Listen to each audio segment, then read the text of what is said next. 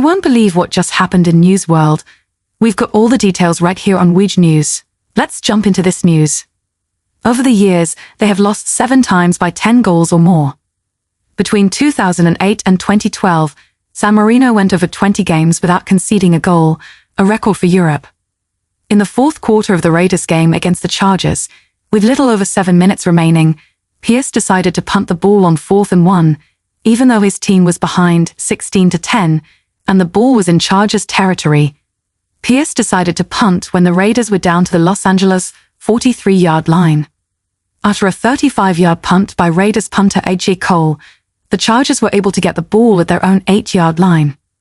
The Raiders coach claimed that his motivation for making the choice was to keep the Chargers off the field. Pierce remarked, "I mean, we got what we wanted." According to the Associated Press, "They are backed up by us. There are 3 timeouts left. Play well, and ideally return the ball to middle." However, they ended a lengthy run, and that was that. Regarding the call, Minshew stated, "That's coach's decision. But I think anybody that's a ball player wants the ball in their hands with the opportunity to help the team." Minshew passed for 257 yards and a score, so he didn't exactly put up big numbers. But he did seem quite good in the second half before the 4th and 1 play.